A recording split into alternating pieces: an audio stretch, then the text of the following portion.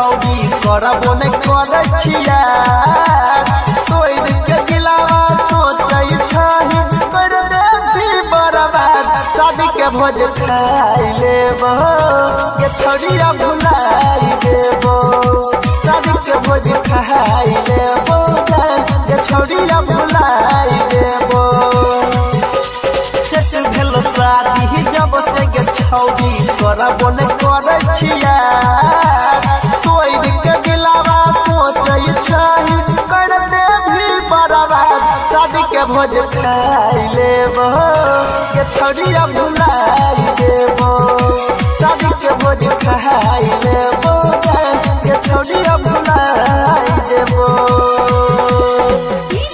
DJ Dayanand दिलदार सरस्वती स्थान कठरा D toll.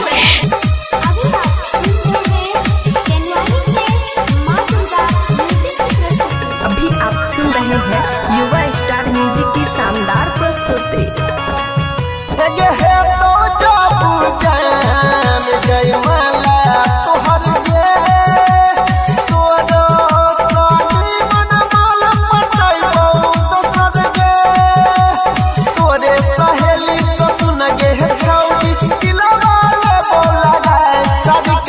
खाई लेबो ये छौड़िया भुलाई देबो शादी के भोज खाई लेबो ये छौड़िया भुलाई देबो।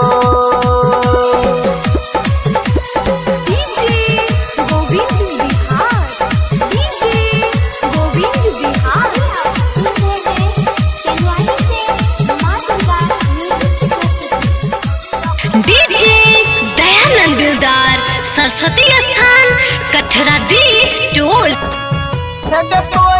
दलही दिलवा तोरा भेलो नहीं लाज के हम हो बन जेबो छौड़िया धोखेबाज के अनिल सनी सागर छौड़ी कर देबो बाई बाई शादी के भोज खाई लेबो ये छौड़िया